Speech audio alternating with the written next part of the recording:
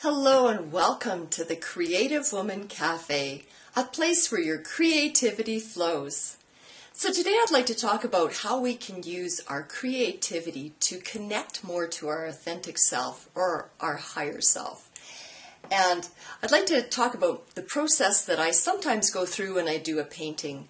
Sometimes at the time or sometimes after a painting, I look at it a little deeper and I look for metaphors and ways that that painting might be trying to tell me something, because painting really is a form of meditation or contemplation, and you really can learn about yourself. I've talked about that in other videos, but I thought I'd show another example of how I do that process. So with this painting, I guess, I'm trying to remember what I was going to talk about. Anyway, I guess first of all, why was I so attracted to this orchid and why did I want to paint it? And I remember a number of years ago, maybe about 4 years ago or maybe even 5 now, I was reading Eckhart Tolle's A New Earth. And he talked about how a flower is so ethereal and it's like it's so perfect that it can't be from this world. It's very otherworldly.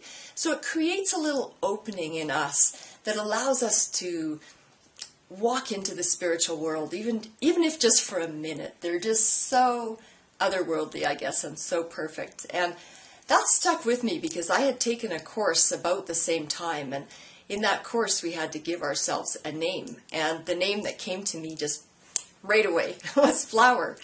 And you know, I know that Flower is the skunk in Bambi, and so did everybody else. But I thought, well, I kept thinking, come on, give me another name. But that's the only name I got. So for that course, my name was Flower. And it was quite funny. Like, we did all laugh about me naming myself after a skunk.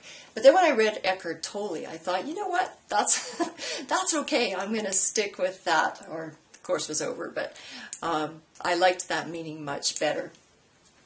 Anyway, with this painting, another thing too that I noticed is I had been painting it from this image rather than from the actual flower, because someone told me orchids don't like to travel and it's winter here now, so it probably doesn't like snow and wind and all that good stuff. So anyway, I was painting from this and I painted it as accurately as I could see it from this, but then when I got home and actually looked at the flower, I hadn't painted the inside accurately.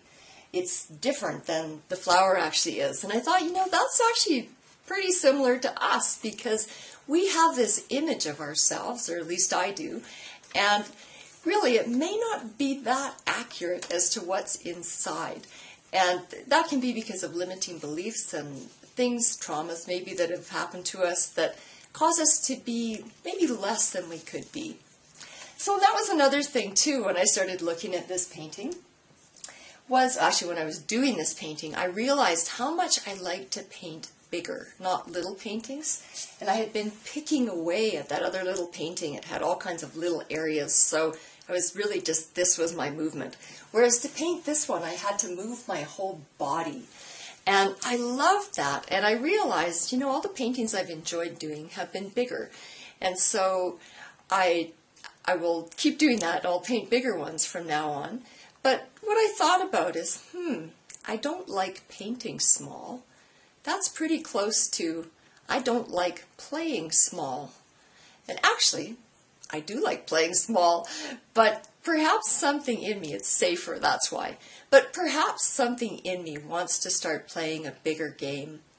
And so that's what I got out of this painting, and I just thought I'd share that with you so that you can look at your own creative practices, whatever you create, and perhaps find pathways into your authentic self as well and get to know yourself better. So if you haven't already, join us in the Creative Woman Cafe, where we explore the holy grail of creativity and learn to direct our creative flow more productively.